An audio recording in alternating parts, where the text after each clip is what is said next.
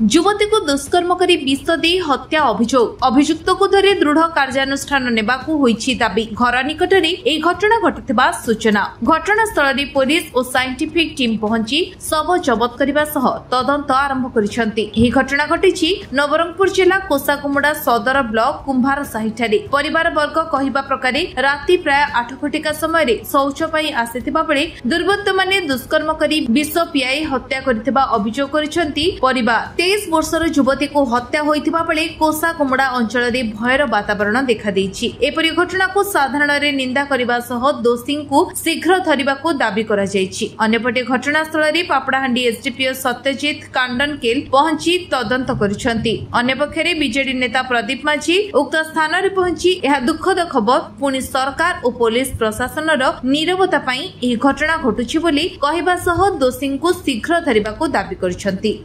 मोर कोसाकुमुड़ा थाना रे आज 153 case number dated 3/8/2024 under section 103 one रे गोटे केस आउ फर्दर इन्वेस्टिगेशन चली तो एस टीम आसी डॉग स्क्वाड आसला आप देखिले आपण मानको अपडेट करेबो।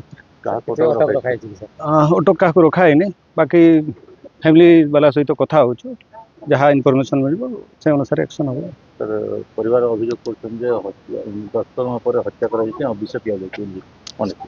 इन्वेस्टिगेशन पर आपको क्लियर कर इन्वेस्टिगेशन चलती। प्राथमिक तदंत आम किसी कहवाटा ठीक नुह पीएम रिपोर्टा हो जाऊ पीएम रिपोर्ट है सस्पिशियन तो अच्छी देखा पीएम रिपोर्ट है आपण जनइबी। मोर नाम केशव गौड़ मोर भई नहीं लगसी ताके रेप कर देला यार मोटर करी फेंग देला यार बिस्कु हेले यार राति 8टा जाए जाड़ा आसिला ताके मार देला मारी कर रेप करी मोटर कर देला यार फेंग देला ए 8टा जाए 9टा दे देख करी आमी हॉस्पिटल ने और लाश यार मरी गई अभिसर को हेले पुलिस दंड शास्ति देवत बोलबो ठीक है पुलिस कुकुर आनले यार।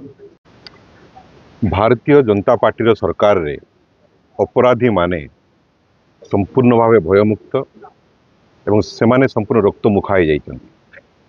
कोसाकुमुड़ा भलिया गोटे शांति प्रिय अंचल रे गोटे 23 वर्षर युवती को जोर जबरदस्ती विष पियाई ताको मारी हत्या करा जाइछि। प्रथमे ताको ता सहित कुकर्म होती धर्षण होती परवर्त समय मर्डर करा जाइछि। अंचल रे के मध्य एभली अभावनीय घटना घट नाला एवं यही सरकार रे प्रत्येक दिन एभलिया घटना घटिबा अंचल लोकों को चिंतित करिछि एवं समस्त भयभीत अवस्था अच्छे एवं ये कोसाकुमुड़ा ब्लॉक सदर महकुमा भितरे गाँ भितरे जोटा के ता घर ठीक 20 मीटर 30 मीटर दूर रे ताकू हत्या करा जिबा ये अंचल रे भयर वातावरण खेली जाइछि। एणुकरी एठारे पुलिस प्रशासन संपूर्ण भाव निष्क्रिय सरकार संपूर्ण भाव नीरव एवं युवती मान सहित विशेष करके जोपरी भाव में गोटे पर गोटे घटना घटुची एथिरे आमे समस्त भयभीत सरकार को आम अनुरोध करूँ दाबी जनाऊँ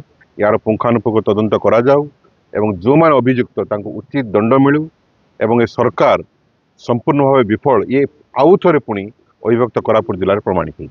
देखु सर आम कोसाकुमुड़ा ब्लॉक कोसाकुमुड़ा ग्राम पंचायत रे कुमार साही रे गाँ भितरे अस्तमा गौड़ जार की 23 वर्ष ताकू मर्डर करा जाइछि। जबरदस्त ताकू विष पियाई की तंटी चिपिकी मर्डर कराई। जो अभियुक्त माने कि आमर कोसाकुमुड़ा अंचल रे एभली घटना केबे ही नथिला एटा प्रथम करी होईछि। आमे गाँवासी तरफ तथा पीड़िता तरफ आमे दाबी करूछु जे दोषी मानकू उपयुक्त माने कठोर दंड दिया जाऊ एटा होछि हमर दाबी। दुष्कर्म होती सार आपको जबरदस्ती विष पियाई ताकू मर्डर करा जाइछि। तेणुक से एकुज मानू कठोर कठोर दंड देवाई आम दाबी करूँ अंचलवासी तथा पीड़िता तरफ। नवरंगपुर गगन गतायत रिपोर्ट विश्व विजय न्यूज ओडिशा।